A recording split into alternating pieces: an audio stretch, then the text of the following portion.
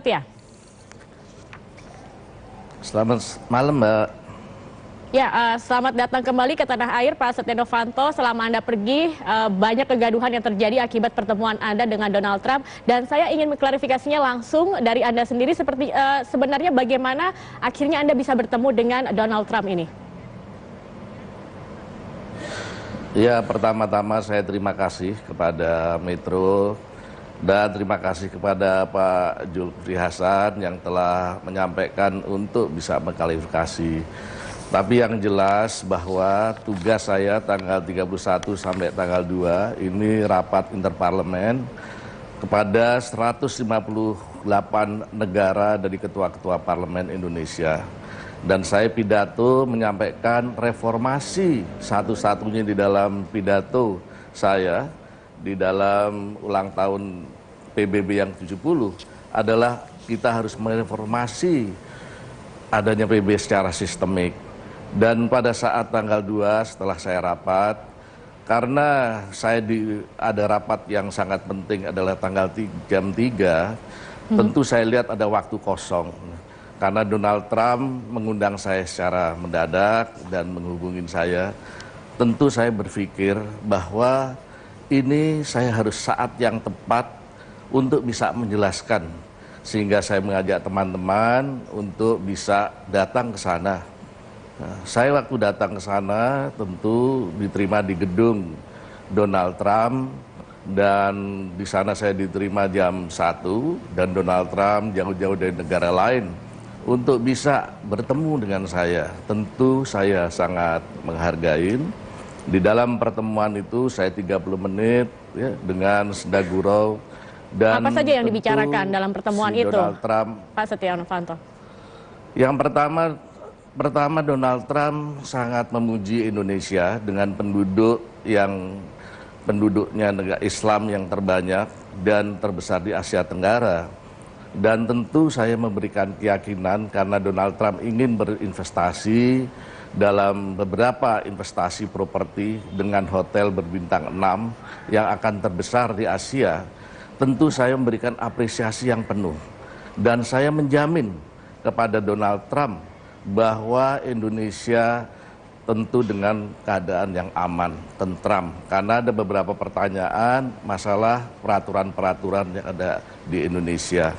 Inilah yang membuat saya apresiasi, dan saya tentu pada saat itu sudah pamit, ingin pulang, dan setelah saya pulang ke bawah, rupanya Donald Trump menyampaikan ada konferensi pers yang ada di bawah, jadi bukan kampanye. Tentu setelah saya ke bawah dan saya lihat karena itu di gedung Donald Trump, saya mau keluar tidak bisa. Karena di sana sudah begitu banyaknya para pegawai dan juga para wartawan di sana. Jadi saya tidak bisa menghindar, tentu saya sebagai orang timur, sebagai adat di Indonesia, tentu saya menghargai. Setelah Donald Trump pada waktu saya di belakangnya, tetapi saya langsung pindah ke samping untuk sekalian pamit kepada Donald Trump. Setelah selesai Donald Trump, beliau turun. Saya nggak menyangka melihat saya, langsung saya ditarik ke podium dan menyampaikan bahwa ini adalah Ketua DPR Republik Indonesia. Dan saya katakan yes. Dan setelah itu saya turun, Donald Trump menyampaikan beberapa hal yang saya juga tidak tahu. Tentu hal-hal ini yang bisa saya sampaikan, gitu ya. Tetapi ini merupakan sesuatu hal yang sensitif begitu, Pak Setia. Apakah Anda tidak memikirkan bahwa nanti efeknya ke depannya akan terjadi kegaduhan seperti yang sekarang terjadi ini? Ya, kita tentu saya berpikiran Indonesia kan sekarang dalam rangka adalah kita mengenjot ekonomi. Kita dalam keadaan terpuruk dengan kondisi global di dunia. Bahwa saat sekarang banyak PHK. Harga dolar sekarang 14.200 dan bahkan naik.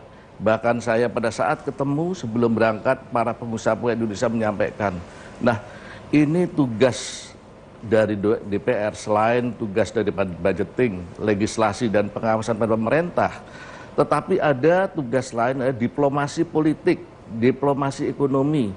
Kita harus menjelaskan, bergandeng tangan dengan pemerintah untuk menarik investor sebanyak-banyaknya. Alhamdulillah setelah saya ketemu Donald Trump, saya diundang oleh diaspora, yaitu Indonesian Business Council, untuk menyampaikan beberapa mengenai ekspor, karena kita harus ekspor segera. Dan setelah itu saya ke San Francisco, diundang lagi. Ada dari Apple, dari Facebook, dari Trinidad, Trilian. Ini dia ingin berinvestasi. Bagaimana? Dari situ saya diundang ke Washington. Dalam satu hari, pagi-pagi saya diundang oleh para pengusaha.